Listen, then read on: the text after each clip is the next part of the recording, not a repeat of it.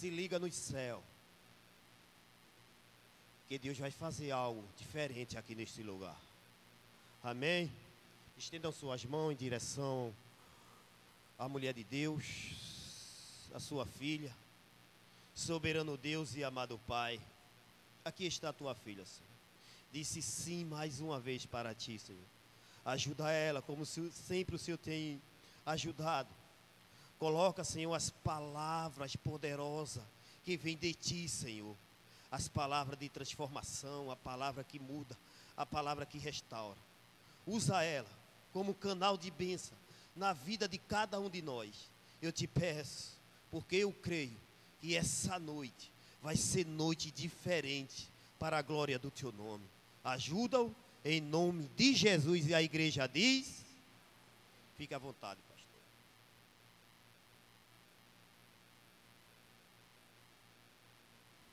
Graça e paz, igreja. Glória a Deus por mais uma noite na presença do Senhor, na casa do Pai, adorando a Ele, louvando e bendizendo o seu nome. Amém? Eu gostaria de convidar você a abrir a sua Bíblia no Evangelho de Lucas. Aí você vai abrir lá no capítulo de número 24 do livro de Lucas. É o último capítulo do livro de Lucas. Lucas, capítulo de número 24. E aí, na medida que você for encontrando em reverência a palavra do Senhor, você vai ficar de pé.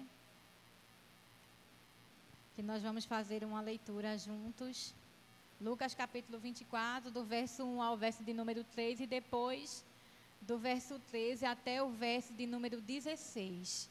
Amém? Lucas capítulo 24, do verso 1 até o terceiro verso, e depois do verso 13 até o 16. Todos acharam? Tem gente ainda ali procurando, a gente espera, não tem problema não. Amém? Glória a Deus.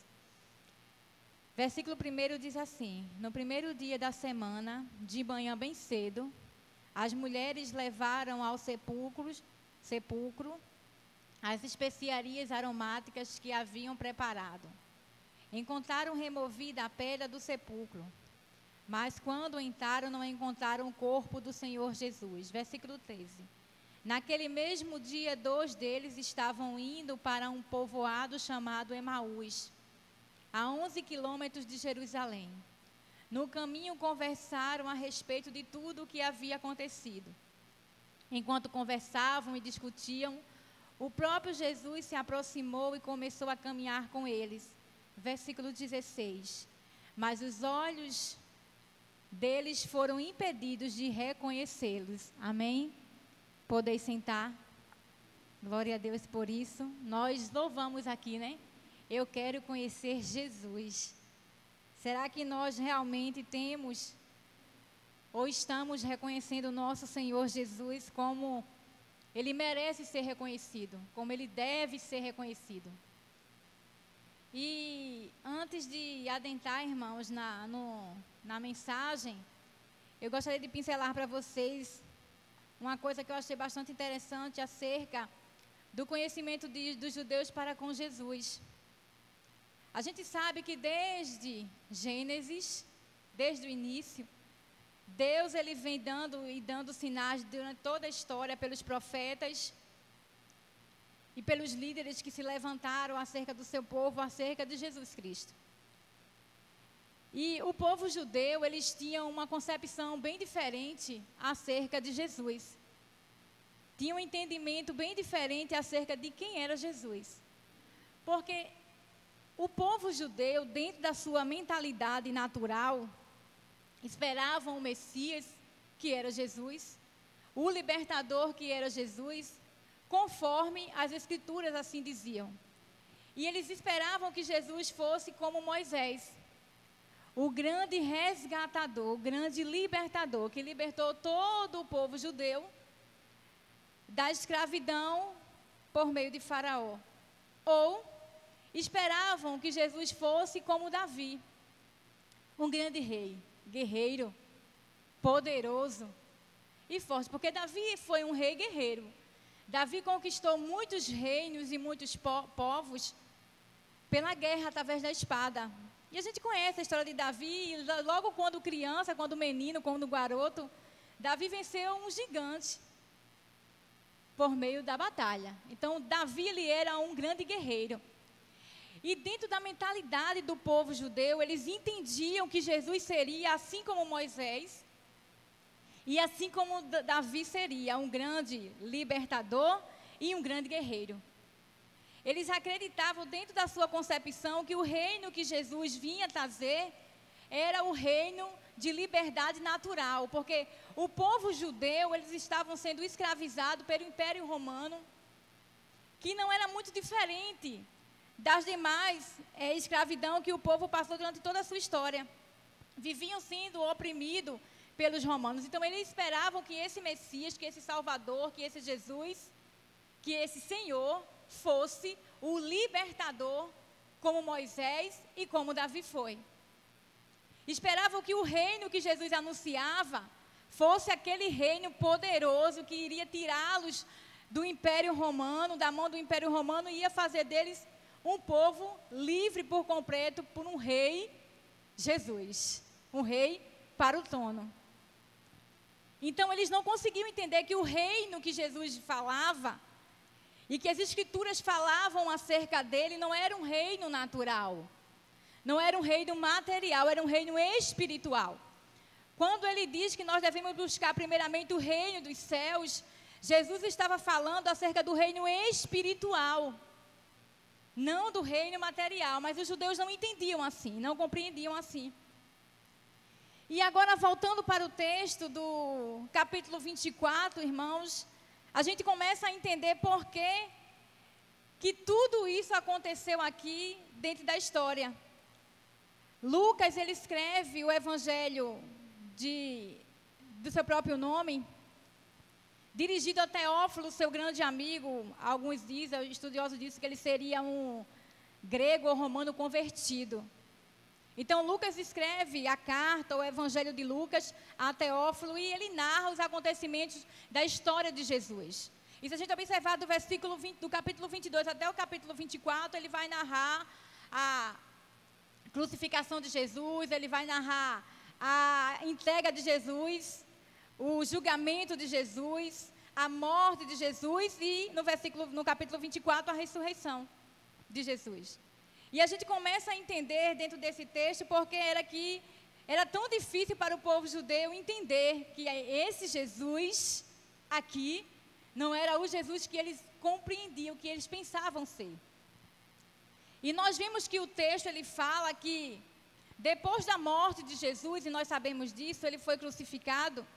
E depois de sua morte, ele foi ao túmulo, foi ao sepulcro, sepultado, e ao terceiro dia ele tinha ressuscitado. E a Bíblia diz, o texto diz lá no versículo 1, quando a gente leu, que as mulheres foram até o túmulo para preparar o corpo de Jesus, levando um unguento, porque era um costume daquela época. Então elas foram até o túmulo de Jesus para preparar o corpo, para perfumar o corpo.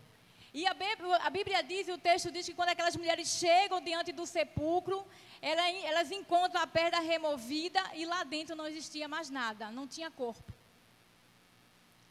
E o texto vai dizer que elas encontram ali no sepulcro homens, anjos, vestidos de vestes brancas como o sol. Elas olham para o chão e eles dizem: por que vocês procuram dentre os mortos aquele que está vivo? E a palavra diz que ela se assusta, vai até os discípulos, porque depois que Jesus morreu, a ideia que imperava na cabeça dos discípulos era que aquele Jesus, que eles viram operar milagre, que eles viram ressuscitar, aquele Jesus que pregava com autoridade, que as pessoas se convertiam, eles estavam agora juntos, duvidando ou não acreditando que ele seria aquele Jesus que os profetas tinham profetizado. Porque eles não conseguiam entender que o grande libertador poderia ter sido morto e crucificado.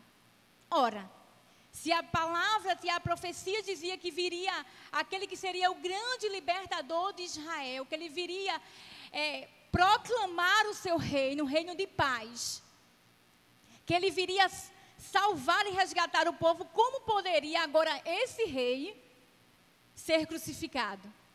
Então, o povo judeu e os discípulos e todos os seguidores do Mestre de Jesus estavam em Jerusalém amedrontados, duvidosos, temerosos e desesperançosos. Ora, ele não era o Mestre.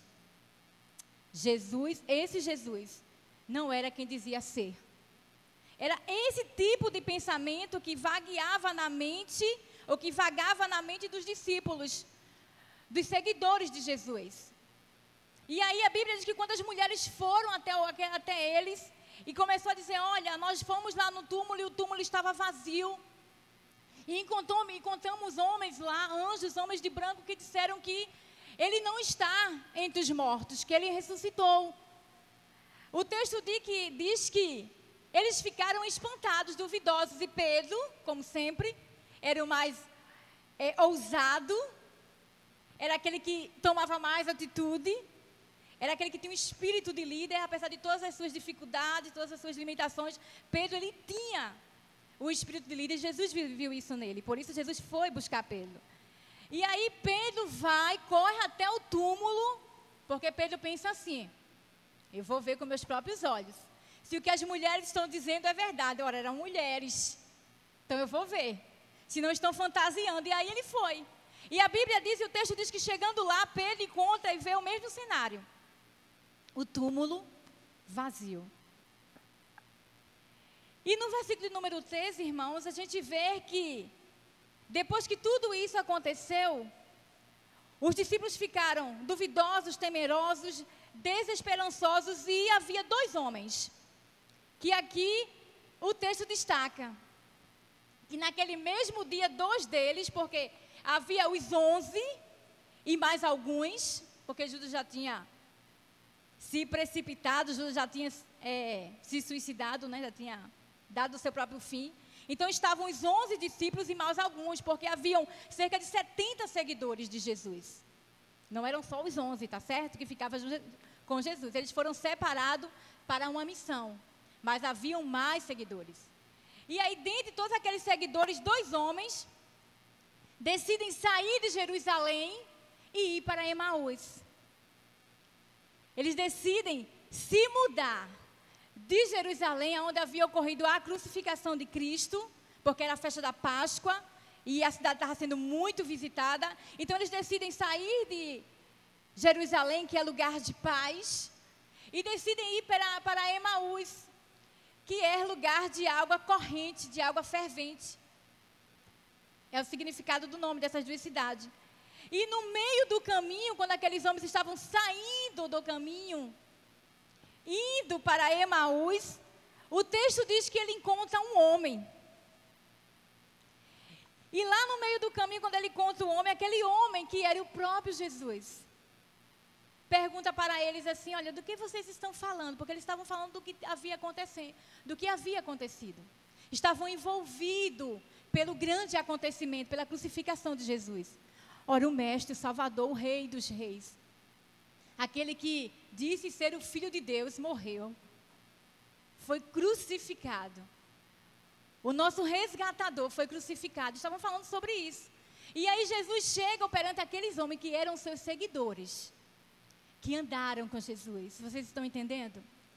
Que viram Jesus fazer milagres, que viram ele falar com sua própria boca que ele era sim o Messias, que ele era o prometido. E várias vezes, irmãos, durante os 3 anos de ministério de Jesus, Jesus sempre falou para todos os seus discípulos e seus seguidores que ele iria ser entregue na mão dos seus inimigos, que ele iria ser crucificado, mas que ao 3º dia ele iria ressuscitar.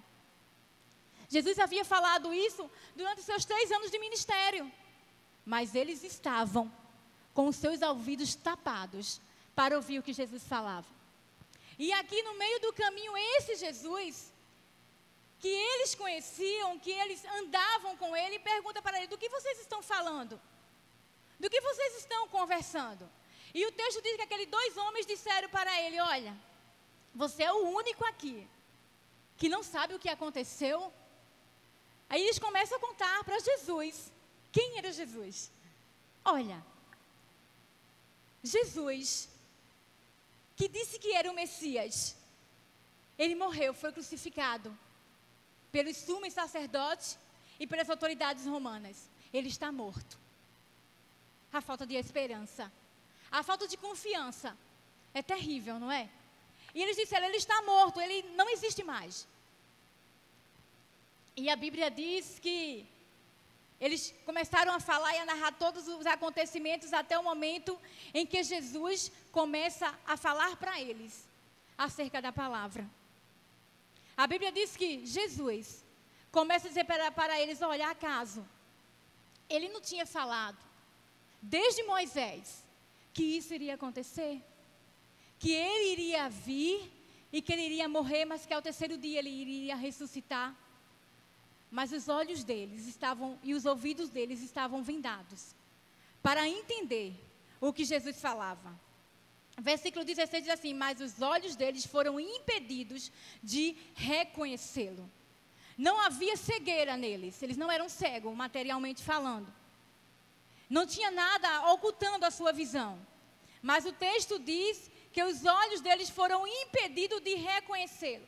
Sabe o que foi que impediu esses dois homens de reconhecer Jesus? A situação. Estavam tão envolvidos com o cenário e com a situação, que eles não conseguiam ver que Jesus estava com eles no caminho. E não é diferente conosco. Não é diferente com nenhum de nós. Quando nós estamos envolvidos em uma situação adversa, e que a falta de esperança toma o nosso coração, eu não sei se já aconteceu com você, porque comigo já aconteceu. Nós paramos de observar as coisas de uma forma melhor. Deixamos de acreditar, paramos de confiar, começamos a duvidar e muitas vezes saímos da direção e do caminho. Mudamos o foco devido à situação. E foi isso que aconteceu com aqueles dois homens. Eles decidiram sair de Jerusalém, lugar de paz, para ir para Emaús, porque eles pensavam assim, olha, em Jerusalém já não nos resta mais nada. O que é que eu vou fazer em Jerusalém? Já não tenho mais mestre, já não tenho mais Jesus e já não tenho mais Senhor. Então eu vou abandonar Jerusalém e vou voltar e vou para Emaús. Quando nós estamos enfrentando alguma adversidade, irmãos, é mais natural e é mais confortável fugir da situação do que enfrentar a situação. É verdade ou não é? É mais cômodo para nós fugir do problema do que enfrentar o problema.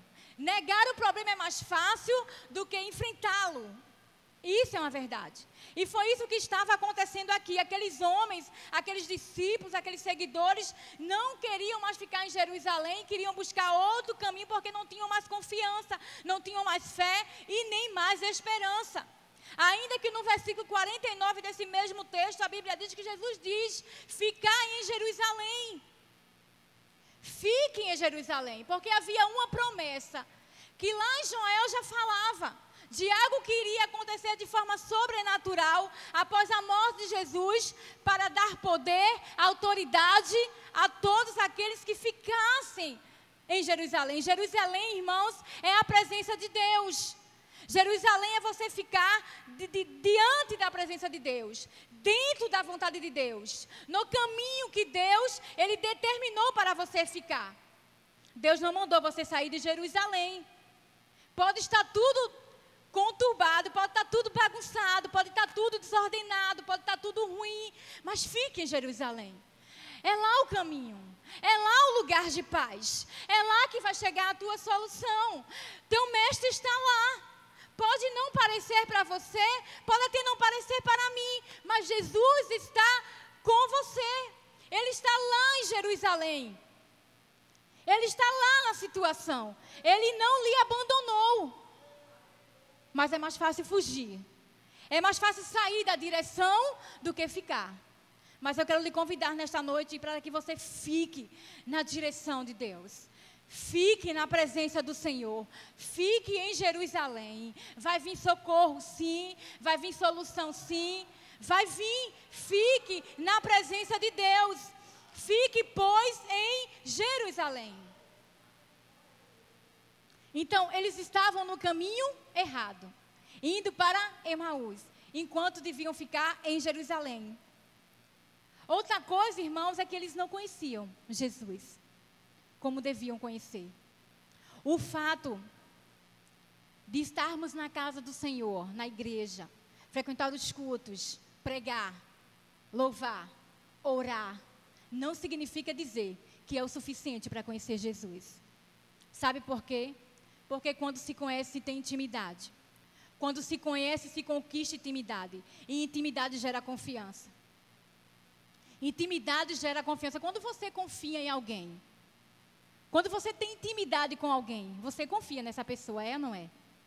Quando você tem intimidade com alguém, você confia. Você entrega seus sentimentos, seus segredos, seus bens, você entrega. E por que não fazemos isso com Jesus? Por que não fazemos isso com o Senhor? Porque muitas vezes não o conhecemos. É por isso que quando vem a adversidade e a dificuldade, muitas pessoas saem, correm, fogem da presença. Porque não conheciam Jesus como deviam conhecer. Mas nós queremos conhecer Jesus como Ele é. Então aqueles homens, eles caminharam com Jesus. Viram Jesus fazer tantos milagres, tantas maravilhas. Viram Jesus ressuscitar a Lázaro. Mas não acreditavam que Ele poderia ressuscitar a si mesmo. Viram Jesus curar a enfermidade, mas não acreditavam que Ele era capaz de abandonar o túmulo ao terceiro dia. Mesmo Ele tendo falado. Sabe o que é isso? Falta de conhecimento. Porque estava com seus olhos fitos ou fixos naquilo que era tão somente natural. Procurando aquilo que era natural e não aquilo que era espiritual. Mas eu quero convidar você nesta noite a abrir os seus olhos espirituais e enxergar que na situação Jesus está com você. E enxergar que na dificuldade Ele está com você. Eu quero convidar você a conhecer melhor o seu mestre, a conhecer melhor Jesus. Ele não te deixa sozinho, Ele não te desampara, Ele não te abandona. Ele tem poder sim, e Ele tem autoridade sim, para mudar o teu contexto, a tua história, a tua vida. Ele tem poder. Ele tem poder. Outra coisa, irmãos, é que esses homens estavam decepcionados. Eles estavam tão decepcionados que preferiram abandonar os demais. Preferiram sair de perto dos demais. Eles estavam decepcionados porque aquele Jesus não era quem eles esperavam ser. Então decidiram abandonar. As pessoas que buscam a Deus pelo que Ele quer e não pelo que Deus quer. Muitas pessoas se decepcionam com o Senhor porque o seguem e o buscam pelo que eles entendem que Jesus é. Pelo que Jesus pode fazer perante eles pessoalmente e não pelo que Jesus realmente é. Muitas pessoas têm se decepcionado no caminho porque têm colocado coisas diante de Deus e diante do Senhor para a sua vida pessoal que não é a vontade de Deus. E quando isso não acontece, se decepcionam. Porque entregam e colocam as suas vontades acima da vontade do Senhor. Mas que nós venhamos a aprender nesta noite que a vontade de Deus sempre será soberana. Sempre será maior. Sempre será melhor. A Bíblia diz que Ele tem para nós pensamentos maiores do que nós mesmos temos para nós. Então, muitas das vezes vamos pedir sim e não vai acontecer. Muitas das vezes vamos esperar sim e não vai acontecer. Mas Deus, Ele sabe exatamente o melhor para a minha e para a tua vida. Então, Ele sabia o que era melhor para o seu povo. Ele sabia que o povo de Israel não precisava de um libertador físico e político. O povo de Israel precisava de um libertador espiritual. Um libertador que tem poder de tirar o pecado, de salvar o homem e de levar ele para o reino espiritual, para o reino celestial. O reino que Apocalipse diz que lá não vai haver choro, não vai haver dor, não vai haver enfermidade. O reino que diz que lá não vai haver fome, não vai haver sofrimento. Um reino que a Bíblia diz que vai ser um reino de paz eterna. Esse é o reino que Jesus tem preparado para a minha vida e para a sua vida. Não um reino material. Eu não estou querendo dizer com isso, irmãos, que o crente não pode ser abençoado materialmente, não, ora. A Bíblia diz que o sol que brilha para o justo brilha para o injusto e assim sucessivamente. Podemos ser ricos, bem-aventurados e afortunados, sim, mas precisamos entender que o nosso maior foco é o reino de Deus. É a sua justiça, é o seu amor e a sua vontade. Nada supera isso. Nada é maior do que isso. Então eles se encontravam aqui decepcionados, porque haviam colocado naquele Jesus que eles entendiam algo que não pertencia ao propósito de Deus para o homem. E outra coisa é que eles não tinham discernimento, e isso é bem claro. Versículo 16 diz que os seus olhos estavam impedidos de reconhecê-lo. Eles não conseguiam discernir quem era Jesus. E o que é que impede a mim e a você de reconhecer Jesus? O que é que nos impede de enxergar Jesus como Ele é, verdadeiramente? A falta de fé no nosso coração. Não é só o pecado, é a falta de fé no nosso coração. Isso nos impede de ver e de enxergar a Jesus. Eles estavam tão desesperançosos que não reconheceram o Senhor Jesus e não conseguiram entender que aquele que estava com ele durante todo o caminho era o Mestre. Era aquele que deles mesmos falavam. A maior história da humanidade estava ali sobre os seus olhos e eles não conseguiam enxergar, porque não tinham fé, não tinham confiança, não tinha esperança no Senhor qual ele servia. Ora, será que às vezes nós não fazemos isso? Diante dos problemas e das dificuldades, será que nós não colocamos a nossa fé em uma posição menor do que ela deve estar? E paramos e não conseguimos enxergar ou discernir que Deus está presente naquele momento.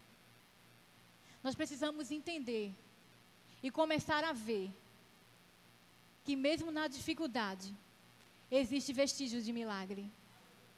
Mesmo no momento difícil, pare, olhe, analise melhor. Olhe com os olhos espirituais, que você vai ver que tem vestígio de fé, sim. Tem vestígio de esperança, sim. Tem milagre de Deus, sim. Nós só precisamos enxergar melhor todo um contexto. Passamos por uma grande pandemia, irmãos. Muitas pessoas morreram. Muitas pessoas tiveram sua vida ceifada. Mas nós estamos aqui, graças a Deus, bem, fisicamente. Nós estamos aqui com saúde, podendo glorificar e exaltar o nome do Senhor. As coisas estão voltando à sua normalidade. E nós estamos aqui para dizer que Ele é grande, que Ele é poderoso. Porque em nenhum momento Ele deixou de ser Deus. Em nenhum momento Ele deixou de ser o Senhor de nossas vidas. Em nenhum momento Ele deixou de cuidar de nós. Olha, irmãos, veja que coisa interessante. Jesus morreu e ao terceiro dia Ele ressuscitou. E o texto diz que depois que as mulheres foram lá e não encontraram, Jesus foi até onde eles estavam. A Bíblia diz que depois que Jesus anda com aqueles homens e fala para eles, eles enxergam e reconhecem através da palavra que o Senhor começa a falar e o seu coração começa a arder. Eles reconhecem a Jesus e vão até onde eles estavam, na casa onde eles estavam reunidos. Agora eu pergunto, será que Jesus precisava aparecer para eles? Será que havia necessidade em Jesus de aparecer para os discípulos, para os seus seguidores? Não havia, irmãos. Porque ele já tinha falado que ele iria ressuscitar. Ele tinha falado várias vezes que ele iria morrer e que ele iria ressuscitar. Ora, pastor, então por que ele apareceu? Para curar a necessidade daquele povo que estava ali. Para dar a eles fé. Para curar a incredulidade dos seus seguidores e do povo que estava reunido naquela casa. Por isso que quando Jesus chega diante deles, ele diz, sou eu mesmo que falo. Olhem para mim, toquem em mim, vejam o furo em minhas mãos. Tem pão e tem peixe, porque eu vou comer com vocês, porque o Espírito não pode, mas eu vou comer com você. Jesus queria provar, irmãos, para todos aqueles que estavam ali, que Ele realmente era o que os profetas falavam acerca dele. Ele realmente era o Salvador, o resgatador, o libertador. Eles queriam que eles reconhecessem que o seu reino era maior do que aqueles que eles pensavam. Nós precisamos tentar enxergar e ver que mesmo na dificuldade, mesmo na escassez, mesmo na adversidade, há milagre. Deus está presente sim na situação. Porque nós pensamos assim, tudo está tão difícil, tudo está tão conturbado, tão ruim, Deus nos abandonou, ou Deus me abandonou. Começamos a nos colocar no lugar de vítima e esquecer que o Senhor está conosco todos os dias, até a consumação dos séculos. Então Jesus aparece para eles, leva eles, e a Bíblia diz que na presença deles, daqueles homens, Jesus é levado até os céus. Jesus revela para eles o seu momento de glória. Não é mais Jesus o homem, é Jesus o Cristo, o Filho de Deus vivo, aquele que teria ressuscitado e que agora não habitaria mais no meio da humanidade, mas estaria com seu Pai nos céus e deixaria o Consolador para a igreja e para os discípulos. Então, nós precisamos entender e enxergar e pedir a Deus que abra os nossos olhos espirituais e acrescente fé no nosso coração, exterminar toda a incredulidade e ausência de fé, em meio a qualquer tipo de dificuldade, porque Ele está conosco. Ele fica conosco. E o momento, irmãos, em que Jesus se revela para eles, ou que eles abrem os seus olhos espirituais, que estavam vendados pela incredulidade. O momento em que isso acontece é tão interessante, que é no momento da partilha. Aqueles dois homens, quando ouvem Jesus falar, eles dizem assim, olha, não vai não. Porque Jesus diz, olha, eu vou andar mais um tempo. Não, não vai não, fica conosco. Fica mais um tempo aqui conosco. Porque o coração deles estavam ardendo com as palavras que Jesus estava falando, acerca dos profetas. E a Bíblia diz que no momento da partilha, no momento da comunhão, no momento em que Jesus pega o pão e parte, eles abrem os seus olhos e veem que Ele é Jesus. E o que é que nós podemos aprender com isso, irmãos? É que a Bíblia é simples. O Evangelho é simples, irmãos. 1 João já disse que o Evangelho de Deus, a palavra de Jesus, é amor. E amor gera comunhão. E comunhão traz partilha. Então, o reconhecimento vem a partir da partilha. Versículo 30 e versículo 31 diz assim: quando estava à mesa com eles, tomou o pão, deu graças, partiu e deu a eles.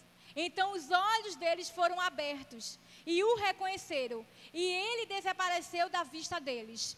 No momento que aqueles homens foram partilhar com Jesus, eles enxergaram que Ele era o Filho de Deus. Porque o que gera fé no nosso coração é comunhão, é unidade, é partilha. Irmãos, a igreja do Senhor funciona assim.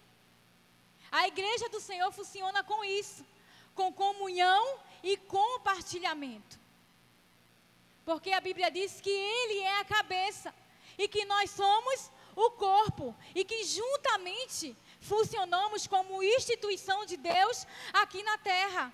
Então aqueles homens enxergaram quem era Jesus quando compartilharam da comunhão com Ele. Então, quer olhos abertos, quer milagre do Senhor, quer resposta e quer presença do Senhor, você precisa ter comunhão com Ele. Você precisa partilhar da comunhão com Jesus, ter comunhão, ter intimidade com o Mestre. Isso é o que faz você reconhecer, isso é que faz os seus olhos espirituais serem abertos. É por isso que o mundo não compreende e não consegue raciocinar como é a cabeça e a mente de um cristão, que na enfermidade canta, que na adversidade ora, que no momento difícil agradece e engrandece. O mundo não consegue, irmãos. O mundo natural não consegue, mas eu e você consegue. Sabe por quê? Porque existe um Deus, existe um Senhor dentro de nós, que nos impulsiona a isso, Porque a comunhão que temos com Ele nos faz entender que Ele é suficiente. Por isso o Salmos diz que Ele é o nosso pastor e que nele de nada teremos falta. Ele é o meu e Ele é o teu pastor. E nele nada nós vamos ter falta. Não vai te faltar nada. Você pode estar até sem saúde, mas não vai te faltar o alívio do Senhor no momento da adversidade. Você pode estar passando por um momento difícil, uma crise financeira difícil, mas não vai faltar o pouco e a provisão de Deus. Ele vai estar lá com você. Ele é o teu pastor, de nada você vai ter falta, sabe por quê? Ele é suficiente, é Ele quem te conduz a pastos verdejantes, é Ele que te leva para as águas tranquilas, é esse Senhor, é esse pastor, é esse Cristo que nós servimos. Por isso nós confiamos nele, por isso o crente, por isso o cristão, ele é diferente do mundo aí fora. E era isso que Jesus queria colocar no coração daqueles homens. Então, quando eles partilharam com o Senhor, os seus olhos foram abertos, porque eles tiveram comunhão com Cristo. E a comunhão, irmãos, ela faz renascer a esperança. A comunhão abre os nossos olhos espirituais e faz renascer as esperanças. Eu não sei em que momento da sua vida você tem perdido a sua esperança. Eu não sei em que situação você tem perdido a sua esperança. Se é no teu matrimônio, se é na tua vida financeira, se é na tua vida emocional, espiritual ou física. Eu não sei em que momento você tem perdido a esperança. Mas eu quero te dizer uma coisa. Que hoje, Deus, Ele vai fazer renascer no seu coração a esperança novamente. Através da sua presença e da sua palavra. Busque comunhão com Deus. Busque compartilhar de momentos especiais com Deus. Pare de ficar envolvido com a situação e comece a partilhar da comunhão com Cristo. Porque quando aqueles dois homens estavam tão envolvidos com o que tinha acontecido lá em Jerusalém, saíram de Jerusalém, foram para o caminho errado e não conseguiram enxergar e nem ouvir Jesus.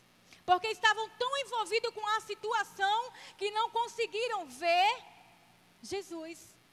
E é assim conosco.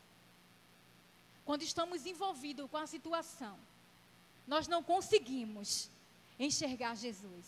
Mas eu quero convidar você nesta noite a abrir os seus olhos espirituais, a buscar comunhão com Deus. Que você vai começar a ver Ele sim. Você vai começar a ver nessa situação vestígios e índices de milagres sim. Quando você começar a ter comunhão com Deus. E como se tem comunhão com Deus? Através da sua palavra. Busque a palavra do Senhor. Leia a palavra do Senhor. Tenha comunhão com a palavra. Porque quando Jesus começou a falar para eles, a palavra, o coração deles começaram a arder. Porque a palavra, ela tem poder de mudar o teu contexto e o meu contexto. A palavra de Deus, ela é uma dinamite poderosa nas nossas mãos. Quando nós buscamos a palavra e a presença do Senhor, as coisas acontecem, o contexto muda, a situação muda. Então, o compartilhamento e a comunhão faz renascer esperança. Traz novamente esperança. Depois que aqueles homens partilham do pão com Jesus e seus olhos se abrem, o texto vai dizer, se você ler ele todo depois, o texto vai dizer que eles se apressaram em voltar para onde? Para Jerusalém. O texto vai dizer que quando Jesus parte o pão, e eles abrem os seus olhos e veem que aquele Jesus, que havia sido crucificado, à noite, eles decidem voltar para Jerusalém. Eles não dizem assim, não, eu vou esperar o dia amanhecer, ficar claro, para voltar para Jerusalém, porque Jerusalém para Emaús ficava a 11 quilômetros de distância. Mas eles não pensaram assim. Mesmo à noite, eles decidiram voltar para Jerusalém, porque todo medo, toda falta de esperança, toda decepção presente que havia no coração deles, caíram por terra quando compartilharam da comunhão com o Senhor e voltaram para Jerusalém. Voltaram para a presença. Voltaram para o lugar aonde o Senhor tinha mandado eles voltar, porque havia uma promessa decorrente para todos aqueles que estivessem em Jerusalém. E no versículo de número 53 diz assim: e eles voltaram para Jerusalém, e versículo 53 diz: e permaneciam constantemente no templo, louvando a Deus. Aqueles homens voltaram para Jerusalém e foram para o templo, constantemente louvar e adorar ao Senhor. E sabe o que foi que aconteceu? Nesse lugar, Atos 2 diz, irmãos, que de repente veio do céu um som como de um vento veemente, e encheu toda a casa aonde eles estavam assentados, e todos foram cheios do Espírito Santo, e começaram a falar em línguas repartidas como que de fogo, e a igreja surgiu. E a palavra do Senhor surgiu. E o ministério apostólico saiu de Jesus e foi para os homens. E por causa desse acontecimento, a igreja hoje está aqui.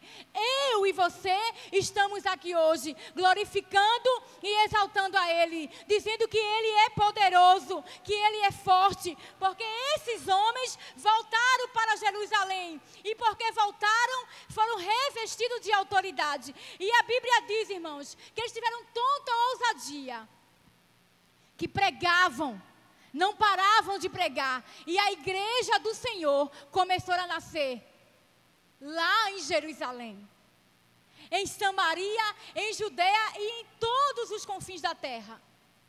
Precisamos entender que o nosso lugar é em Jerusalém. O meu lugar e o teu lugar não é fora. O nosso lugar é em Jerusalém. E Jerusalém nada mais é do que a presença do Senhor. É o lugar de paz, é o lugar de seguro. Então fique em Jerusalém. Não saia de Jerusalém. Não busque Emaús.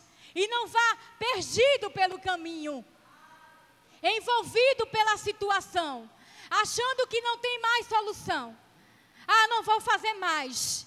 Não vai acontecer mais. Não é mais aqui não. Fique em Jerusalém. Fique na presença de Deus. Não abra mão de estar na presença do Senhor. Pode estar difícil. Como diz meu marido, o sangue pode estar dando na canela. Mas fique em Jerusalém. Fique no lugar de paz, porque é lá em Jerusalém que Deus vai se apresentar a você. É em Jerusalém que vai vir o milagre. É em Jerusalém que tudo vai ser alterado. É em Jerusalém.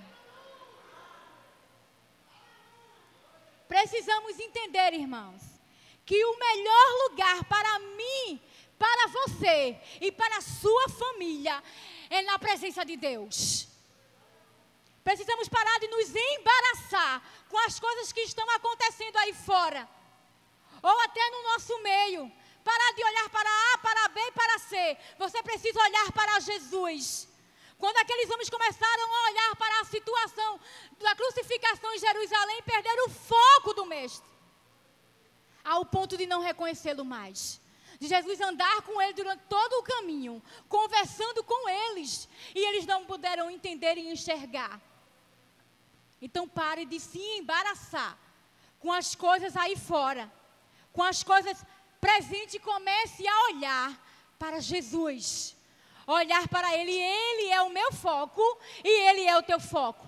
Porque quem morreu por você na cruz não foi teu marido, não foi tua mãe, não foi teu pai, não foi teu pastor, não foi o irmão de banco, não foi a irmã. Quem morreu por você na cruz foi Jesus.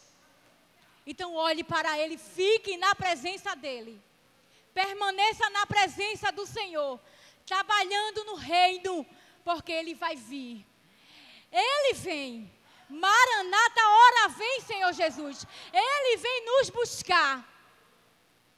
E Ele vai nos encontrar como igreja santa, lavada e remida pelo sangue do Cordeiro.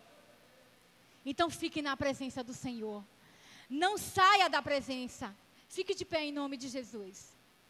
Não saia do lugar. Não saia da posição em que Deus te colocou. Tenha e busque intimidade com Ele. Fique aonde Ele determinou para você ficar. É lá mesmo que vai vir milagre. Jerusalém foi o lugar da crucificação. Era o lugar onde todos os discípulos estavam amargando o sofrimento de perder o seu mestre. Ora, Ele morreu. E agora? Estamos sozinhos. Tudo o que fizemos e tudo o que vimos não adiantou de nada. Estamos sozinhos. Era esse o pensamento dos discípulos naquele lugar. Mas Jesus estava lá. Ele havia sido crucificado, mas ele também havia sido ressuscitado. E se aqueles homens não tivessem voltado para Jerusalém, não teriam visto isso. Então, entenda que para ver o túmulo vazio, entenda isso. Para ver o túmulo vazio, que é milagre, você precisa passar pela cruz. Você entende isso? Para ver um milagre, você vai precisar passar pela adversidade. Para ver um milagre, você vai muitas vezes precisar amargar momentos de dores e de sofrimento. Porque para ver túmulo vazio, antes precisou ter cruz, ter crucificação. Então espere que o milagre vai acontecer em nome de Jesus. Se você tem promessa, e se você espera milagre, porque eu espero milagre, então fique em Jerusalém. Fique aonde você está, porque você vai ver túmulo vazio, você vai ver milagre da parte do Senhor, em o nome de Jesus. Então reconheça o Senhor, reconheça que Ele é suficiente na sua vida. Reconheça que você vive para Ele, que você pertence a Ele, e fique aonde Ele lhe colocou. Que Deus Ele continue abençoando você, abençoando sua casa e abençoando a sua família. Que você leve essa palavra hoje no seu coração. Fique em Jerusalém. Fique na posição, fique na presença do Senhor. Se guarde diante da presença dEle. Porque você pode estar hoje amargando a cruz. Você pode estar hoje vendo sofrimento, adversidade, dificuldade. Mas você vai ver túmulo também vazio. Você vai ver túmulo vazio, você vai ver o milagre em nome de Jesus. Que Deus Ele te abençoe, que Ele te guarde, que Ele te proteja. Amém?